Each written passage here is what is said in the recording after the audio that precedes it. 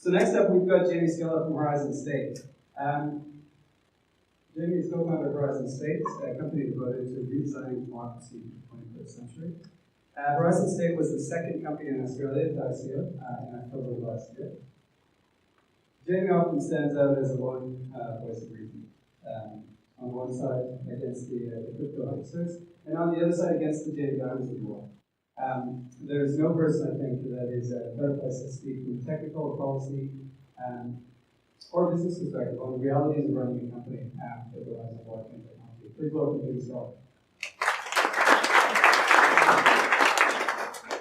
That was a very kind introduction, thank you.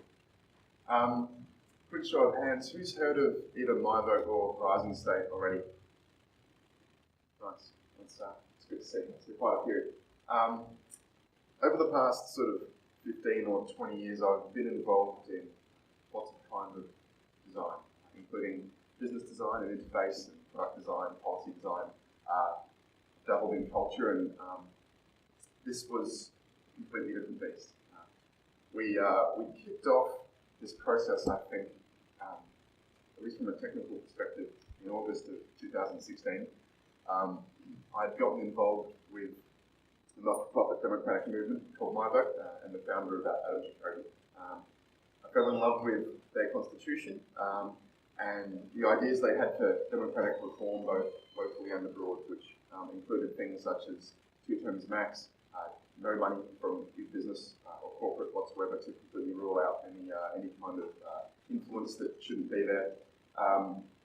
And importantly for me, which is the reason that I got in, was that the intention was to be engaging constituents, the Australian residency, and then later on people from all around the world, wherever MyVote expanded to, in ways that took advantage of the tools that were available for us to have, the internet and smartphones. But of course, voting over the internet is generally a taboo kind of concept, primarily because the fact it is inherently insecure. For the longest time, we've been dealing with a decentralized system, but with very, centralized protocols and related servers, in the sense that if you were to run a vote online right now, not using blockchain technology, you are generally submitting it to some kind of database that might be an SQL or other sort of database. And this is obviously a single point of failure, ultimately, and provides many vectors for attack and malicious intents and malicious activity to try and change that result, or otherwise skew the result or conceal the result in favour of potentially corrupt or disingenuous parties running those. And so really my job was to start thinking about, if we do want to engage constituency with regularity and immediacy and frequency, if you want to ask them their opinion on the issues that are affecting them and their community with that kind of cadence, then how do we achieve it? Because obviously it's not something that we can afford to do or have the effectiveness or efficiency to do with postal votes, with setting up polling stations. These things are inherently timely, inherently expensive, and also inherently insecure. Now we sort of forget that in a relatively stable and well-developed nation such as Australia, where both our economy and our politics is relatively stable. Now, obviously, we all joke about our current political landscape, but comparatively, we've still got it really, really good. So there's a level of complacency there. I've been doing a lot of blockchain research at the time, dabbling in crypto assets, purchasing and trading of them, exploring what other ideas were out there. And while it became quickly apparent to me around the time that Ethereum was going for ICO, and it was initially being talked about in 2013 and 14, was that this kind of new internet infrastructure would not only have the opportunity to revolutionise finance, bank the unbanked, and create ways for us to trade outside of sovereign rule and sovereign issuance and the arbitrary inflation that applies to those currencies, but that many other kinds of business models and processes and practices that sort of define our society and how we organise ourselves would also change quite profoundly. So it was quite timely. It was this sort of period in my life where I was running another startup, my former one, which I'd raised in a very traditional way called Contact Light. Sorry, still getting over a cold. But for the longest period, I'd really only been working on cool tech for cool tech's sake. And so the opportunity to combine my interest and research in the technology, which I thought could quite literally change the world, with a practical application that was also so important, being voting and our democratic processes and the opportunity to help work towards the eradication of corruption, was also very, very cool. And it was just this moment in time, and it came on almost as a bit of a light bulb, in that if we could repurpose distributed ledger technology and the transactions that exist within, conceptually thinking about all the properties that make a Bitcoin transaction possible and trustworthy, the fact it's immutable and irreversible and perfectly transparent and accountable, all these sorts of properties just so happen to make really, really good features of any kind of voting system. And where we wound up was this idea that if we could retrofit a Bitcoin transaction conceptually to represent a vote, then what we have is a record of the vote which is perfectly tamper-proof. It's a record of the vote which is not owned by any government, it's not owned by any institution, it's not owned by any organisational body or any individual. It's literally owned by the people that are involved in that collaborative decision-making process. And I'm sure you can start to imagine some of the implications for this and how big of a deal it very quickly became apparent this would be. We spent the next 6 months developing an MVP, and by February of 2017 we had a working prototype up and in use for the MyVote membership Australia-wide. So this was quite a significant time for us, but also globally. It turns out that this was the first blockchain-based voting system to be used by a wide segment of the general public in the world. So it's a watershed moment for the use of this technology, and what many people now in hindsight say seems like it makes some of the most sense. It's probably now appreciated as one of the most obvious and impactful potential uses of blockchain and distributed ledger. So very, very proud to have been a part of that process, and the support we've received since has been quite humbling. It then became quite apparent that we shouldn't really just be leaving this locked up within MyVote. So while I personally, from a political ideology and a political philosophy perspective, am extremely strongly aligned to the principles that MyVote has laid out, and we continue to work together to try and propagate that cause and their movement and mission around the world. The idea that this technology, which again to reiterate, has the opportunity to play a significant piece of the puzzle in working towards the eradication of corruption in our election results and other democratic processes, needs to be made available to everybody else.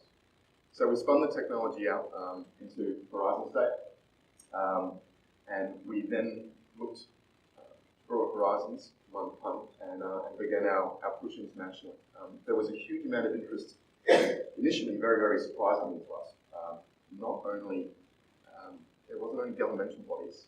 Of course, there was interest in councils, and not just councils in terms of local elections, but councils in terms of improving their cost and efficiency in regards to engaging their residents. As an example, one of the councils we're talking with in Victoria right now, they spend 20 to 30, sometimes even $40,000 on the orchestration of a letterbox, right? So you think it's just a piece of paper in your letterbox, how expensive can that be? But when you think about delivering that to tens of thousands of residents and the people involved in those drops and the printing and the content writing, then it's actually quite an expensive process. They encourage people to come down to town hall and have their say, and sometimes they literally get 3 or 4 people out of tens of thousands potentially. So there are obvious applications such as that, which don't necessarily relate to voting specifically, but improving community engagement, delivering unprecedented levels of accountability and transparency to them. But we also saw, surprisingly, institutional interest. So enterprise and for-profit and global NGOs. So how do we better mobilise our volunteer workforce in a distributed and decentralised way with less micromanagement from the organising body? How do we run shareholder voting without sending out A4-sized envelopes or spinning up call centres to start calling these people? So all of these processes are inherently a kind of voting process, and they are a democratic process, and they are all expensive and generally they're quite slow.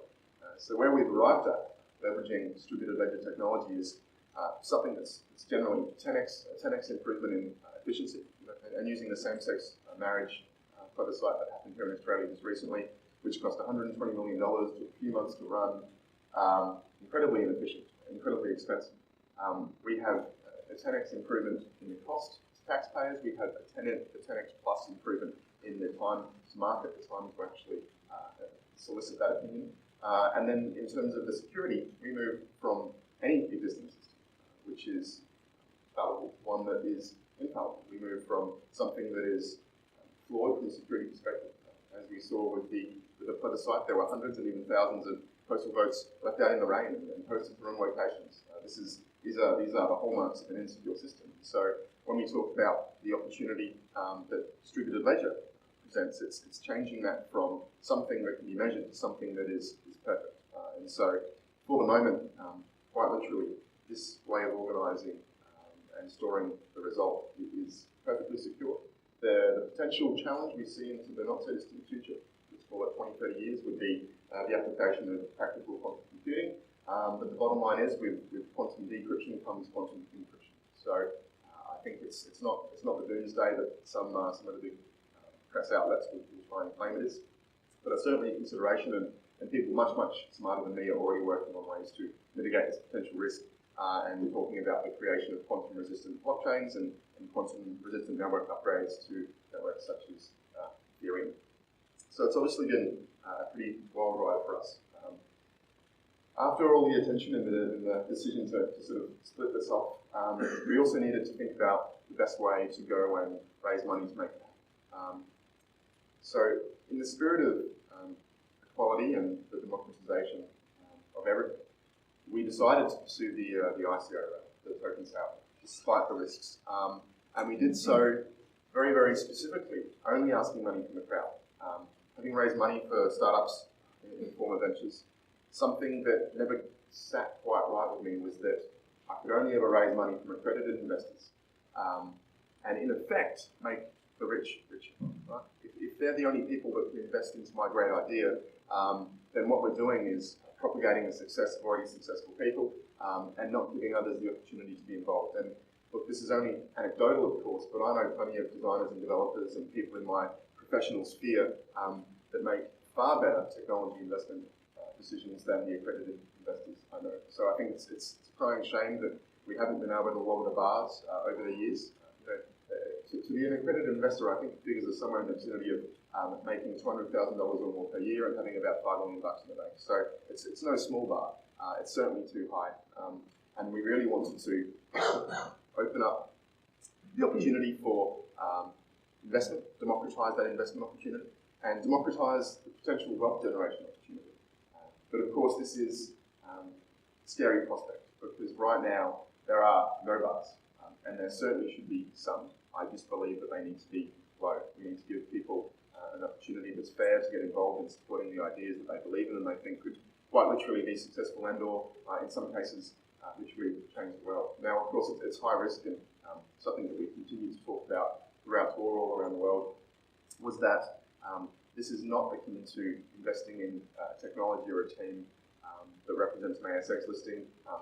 Those are stable businesses, typically pretty stable, especially when you start thinking about the large ones in the ASX 100. And this is akin to gambling your money on a startup venture, even if it's a traditional investment opportunity. The VCs and the high net worth individuals that invest in startup ideas, sometimes with unproven founders, sometimes with questionable product market fit, sometimes without perfect vision or about the viability of the technology in question. These are high-risk ventures, and all of these VCs and high net worth individuals appreciate that they could absolutely just lose their money. This isn't about incremental growth or incremental decline. This is about big gains or big losses, and every token sale is effectively that.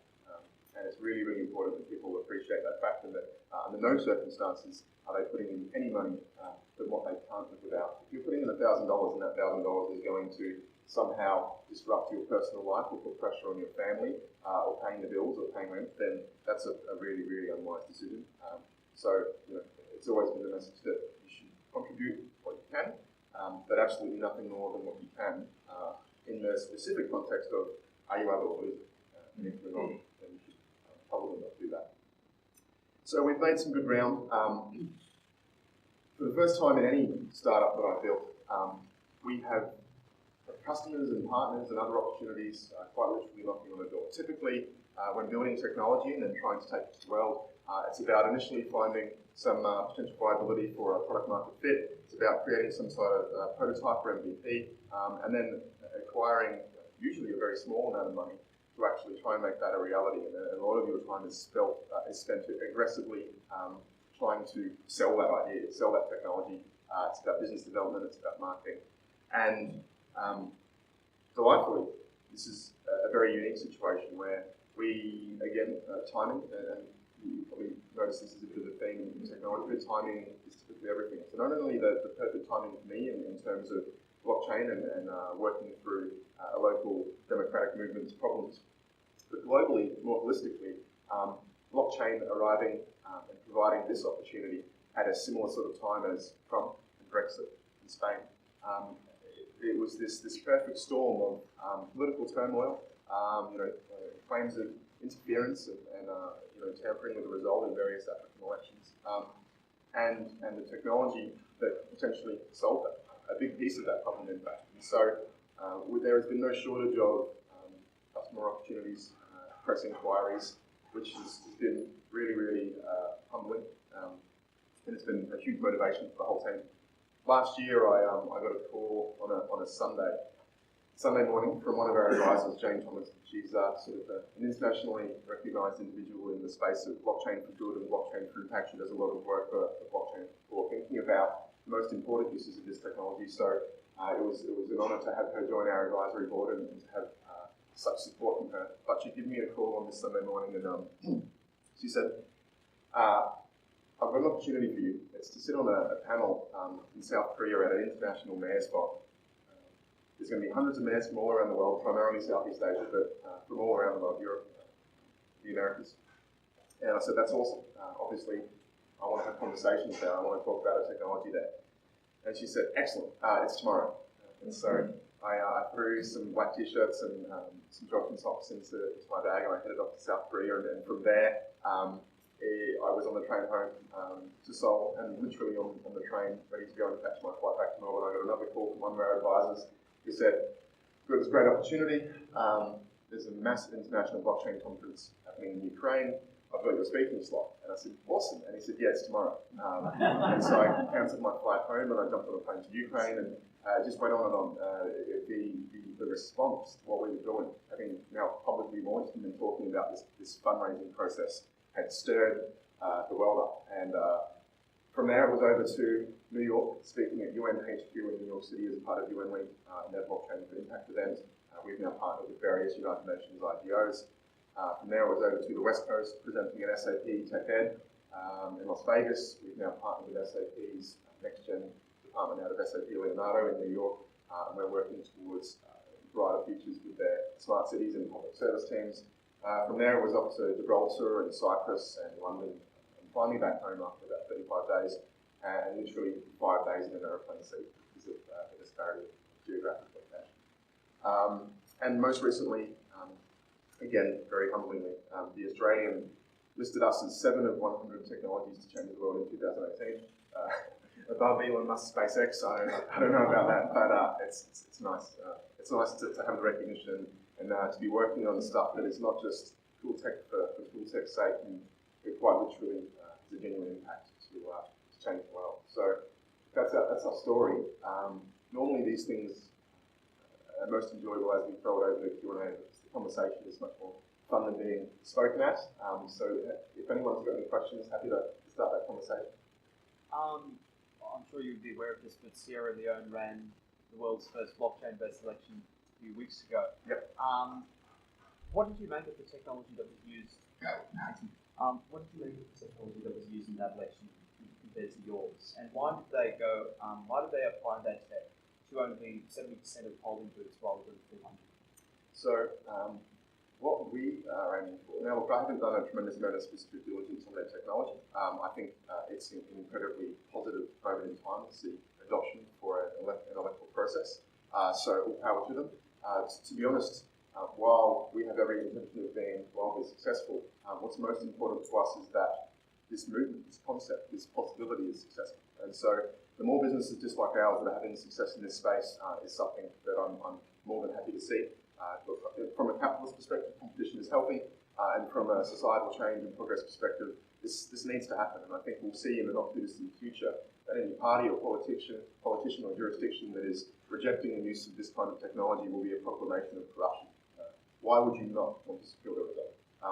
Well, look, we have a different sort of approach. We want to not only create a decentralised ballot box, but we want to decentralise engagement with constituents. When you talk about places like Africa and the various turbulent states within it, and you think about various places in Southeast Asia where you can literally be maimed or murdered at the polling stations for your position, your particular position on any given problem, then we think it's incredibly important to put the power into people's hands and to avoid collusion, have the opportunity to let them also change their vote before the drop dead date. And so our implementation is less about, for example, converting e-voting machines into ones that utilise the blockchain instead of internal storage, which we know are fallible as well, and instead making sure that we move towards a world where people can quite literally vote from their pockets. Now, for us, this isn't an overnight thing. We need to be thinking very carefully about the places around the world that don't have the kind of exposure to smart devices which we have the privilege of. About 95% of the adult population in Australia has a mobile phone, 85 to 90% of the adult population has a smartphone. So we're in a very privileged position, and everybody has access to the internet and these powerful supercomputers in their pocket. In places like India, only about 500 of the 1.5 billion have a smartphone. Around 750 million additional have a mobile phone, approximately. And so we're talking about hardware modifications to SIM cards so that we could actually utilise SMS services without worrying about points of failure in respect to SMS gateways. Instead, these modified SIM cards will effectively be a kind of cryptographic wallet, and it will sign their vote before it leaves the device to mitigate any potential tampering on the way through. And of course, there will still be polling stations, there will still be postal votes. Even in Australia, this will be the case as our technology begins to propagate. But that's okay. The more people voting utilising this tech, the higher the quality and legitimacy of the result. So, it's not necessarily an all or nothing. It's just making things progressively better. Just on that, you mentioned the Indian example. The Indian example has always fascinated me that, in Australia, as you said, we have that stat about how many of us have smartphones, yet we still use paper ballots. But in India, pretty much like every federal election is entirely electronic. And yet we do not see stories about, the results were corrupted, or, a Chinese ABT crew possibly stayed back wanting to disrupt a particular candidate from being elected. Why do you think that was that the Indian electoral system relying so much on EVMs has not been affected as much as say, by the US? I think there's still a lot of warranted scepticism about digitizing these kinds of processes. It's a shame because when you think about the progress that we've made in every other area of our lives, we've got the analogy I continue to use is that we've effectively got driverless cars on the road. I just bought a new Hyundai i30, and I know it's not so great, but it's basically level 4 autonomy. I can flick a couple switches on the highway, and it's changing lanes by itself. It keeps the lane, and it slows down and speeds up based on surrounding traffic. If you do that for more than 20 seconds, it'll beep you because it's not supposed to let you drive completely autonomously. But the tech effectively exists, and yet the way that we govern ourselves and organise society in regards to our democratic processes is really a comparative force of art. We've been unable to move the needle for centuries, and finally, I think we're on the cusp of some pretty significant change. I think it's an education thing, it's an appreciation and awareness thing. Part of what we're doing with local councils in respect to engaging their constituencies outside of elected processes specifically is really, really important as well in the lead up to actual election processes. Because if it comes around to election day and you go, hey, well, guess what, everything's digital now, people are going to freak out. And so it's about making sure that you ramp up over time and introduce people to the tech and garner their trust for the technology that doesn't exist. Hi, thanks very much for presenting the world detail. You mentioned that you're in Korea, talking to governments around the world, you're in Ukraine, you're in UN. Where do you think specifically you first adopt use case where around the world? Which geography, which election specifically? Who's their verifier? I knew this yesterday. If the election system is so broken, I'm going to be the first doctor, even if it's kind of sort of not happily formed. So there are various kinds of political and governmental application that our technology has the opportunity to fit for, to solve for. With my vote's already moving quite aggressively into Scotland and India and the state of Iowa and the United States. Funnily enough, various representatives and associates in the United States have been crying out for this. But in terms of governmental adoption from the government itself, and for example, using it to complement or replace existing electoral processes, the strongest interest is from developing nations, because we've got it pretty good, as I suggested earlier, and we are relatively complacent. So there is no doubt that our government here is going to be slower to move than others. And we're talking to, for example, Indonesia, Papua New Guinea. We're talking to Afghanistan. I sat down with a man from Afghanistan while in South Korea, and the idea that we could effectively work towards eradicating corruption in their democratic processes was a profound moment for him. Like, it was a really, really big deal. In startups, your time and energy is becoming this.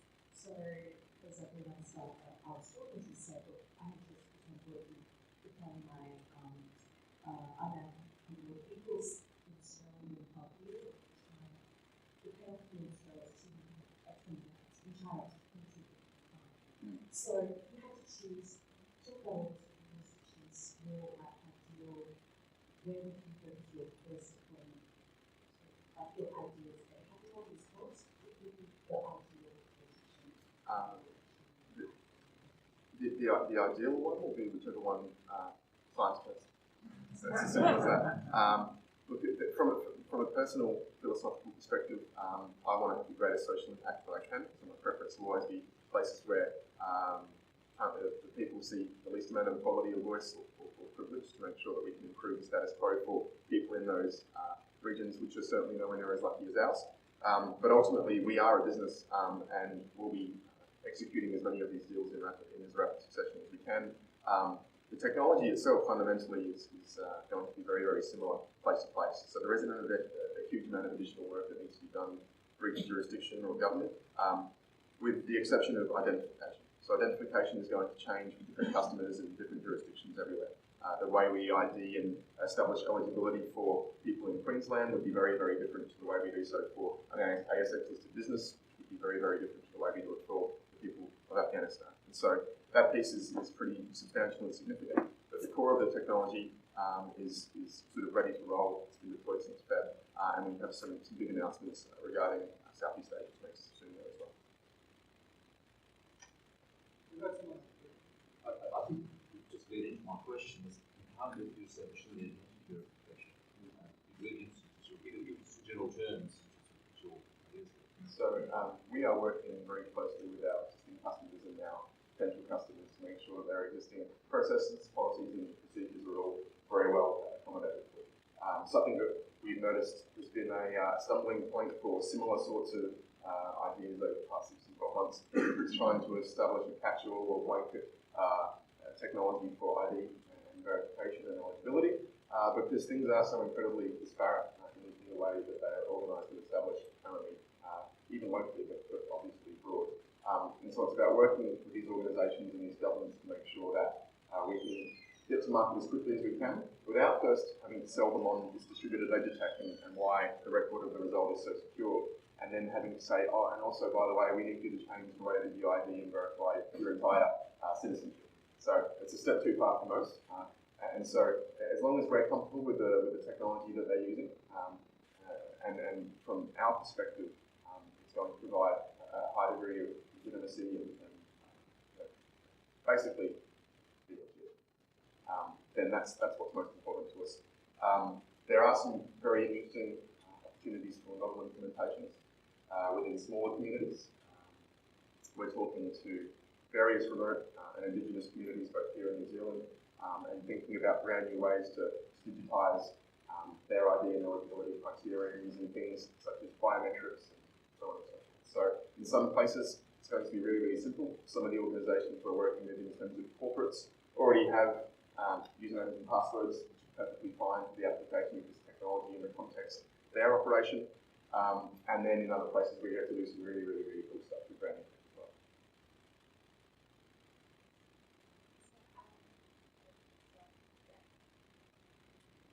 So I just wanted to ask about two questions. If you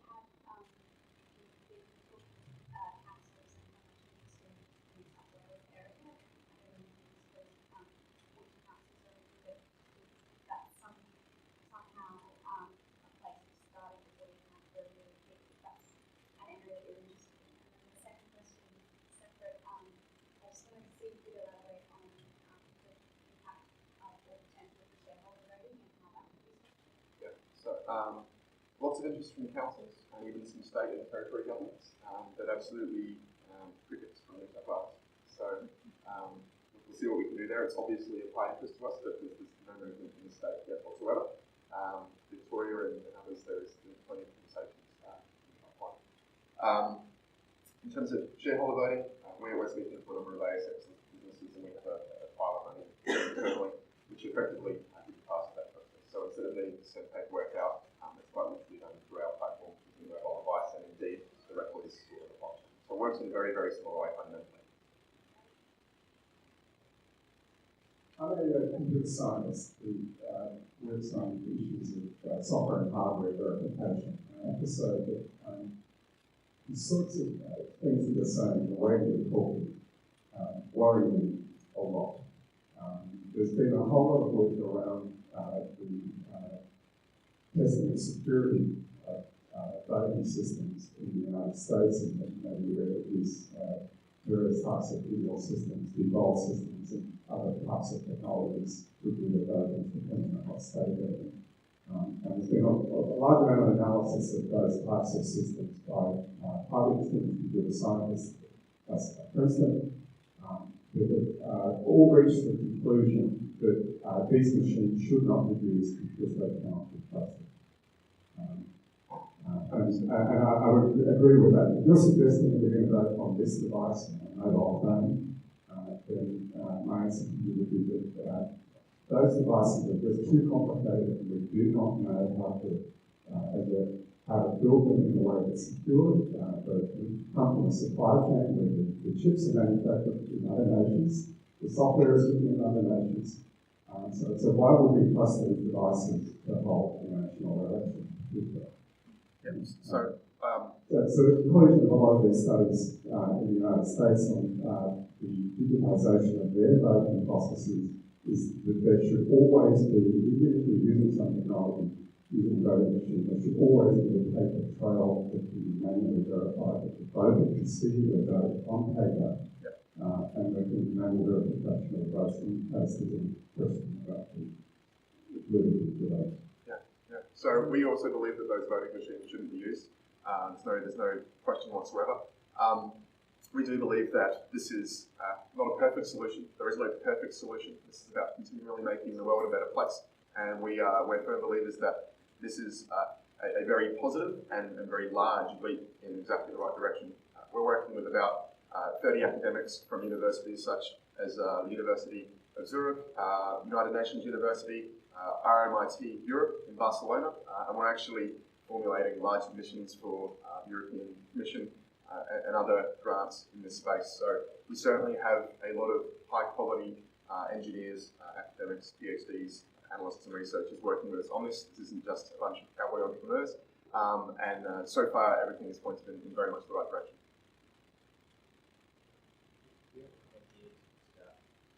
Yeah, I can perhaps shed some light on this, and given if you're already aware of this. We've been working for 10 years with perhaps some of the people most concerned with security in the world, in Hollywood studios. There's a massive amount of work being done in terms of execution environments, which I'm sure they're familiar with, and in a couple of interesting places, one of which is in Intel and Microsoft, which may surprise everybody in the room. They, in fact, a little while ago, completely changed their security architecture to become one of the most trusted in the world. Yes, there was involved in it. We can their system and any system that is robust and secure. And the other areas that we're working in is defense. And this formed a partnership with one of the largest systems integrators in the world, and introduced some people in Australia who said to us, that infrastructure is great. And that's a very valid point, which I'm sure everyone understands security will agree with. And they've done some work around exactly what you talked about, which is quantum computing and quantum trusted environments rooted in a quantum process. Super secure in terms of mobile phone. I've seen this work in a mobile phone with quantum trusted. I think in a nutshell that perfection is the enemy of progress, and we're just trying to make good progress in the right way. Well done on this. having user-minded features. So, just in terms of writing the actual ICO processing, you mentioned good sometimes played out.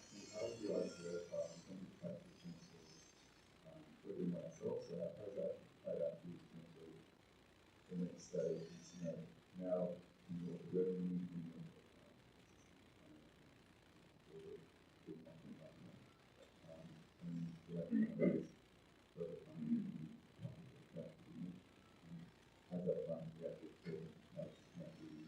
Yeah, so I guess the biggest practical difference was that it was way more stressful. Primarily because raising from the crowd, ignoring institutional opportunity, meant that there was a huge amount of uncertainty for us. So we've been working diligently for many, many months on, well, towards this sort of token sale date, this ICO date. But we didn't really know if it was going to work. We didn't have a good gauge.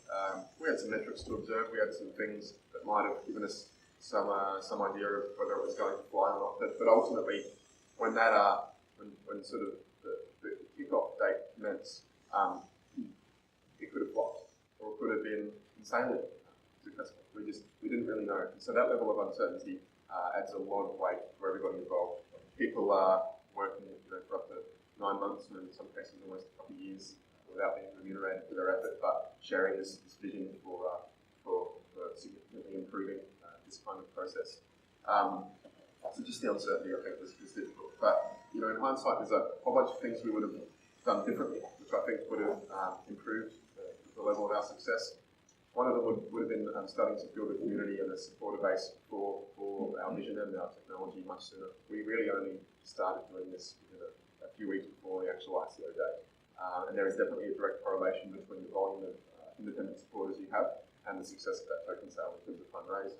I think we might have, in hindsight, looked for some aligned institutional investment to take some of the pressure off and lined up some deals that were on the same terms as the deal presented to the public, but would have provided us some certainty beforehand to take some of that pressure off and clear our minds. We spent pretty much no money on marketing whatsoever, so that's obviously a bit silly at NIA. But now it's harder anyway, because Google has started to turn off token sale advertising. Facebook's already done so. So paid advertising isn't necessarily an easy thing to pursue as somebody trying to run one of these now anyway.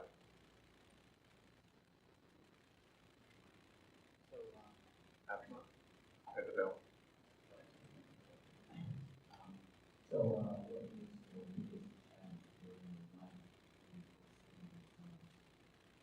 What was the biggest change in my life? Well, it's night and day. The work we're doing here is, without a doubt, the most important work that I've ever done in my life. And it was, again, it's a matter of perfect timing. And with now 20 years under my belt, designing the kinds of organisations and technologies and interfaces that are going to help make this successful and increase the speed and quality of adoption.